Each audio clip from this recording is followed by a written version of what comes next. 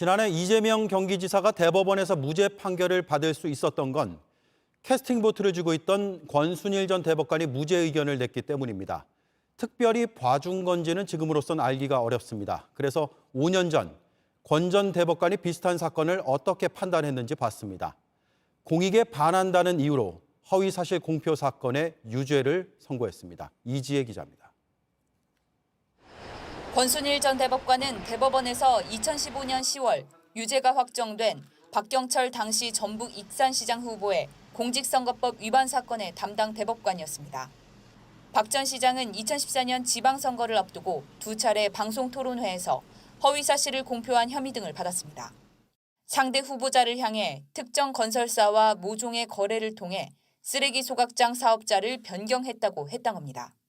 재판부였던 대법원 3부는 언론의 자유는 충분히 보장돼야 한다면서도 근거가 약한 의혹 제기를 광범위하게 허용하면 나중에 사실 무근으로 밝혀져도 후보자의 명예가 훼손되고 유권자들의 선택을 오도해 공익에 현저히 반한다고 했습니다.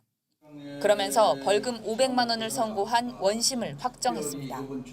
당시 취임 1년 4개월이었던 박 시장은 이 판결로 시장직을 잃었습니다.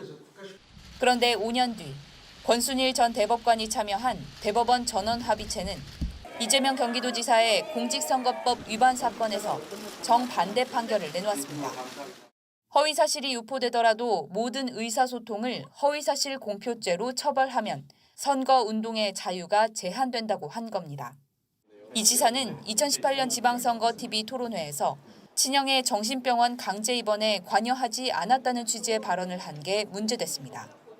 당시 대법관들 사이 유무죄 의견이 갈렸고 캐스팅 보트를 쥐고 있던 권 전 대법관이 무죄 취지의 의견을 내면서 다수 의견으로 전합 판결문에 반영됐습니다. 권 전 대법관은 화천대유에서 자문료를 받은 걸로 알려진 7명의 법조인 가운데 유일한 대법관 출신.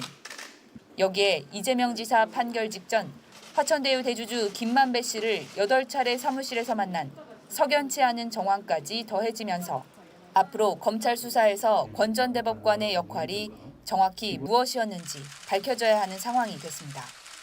JTBC 이지혜입니다.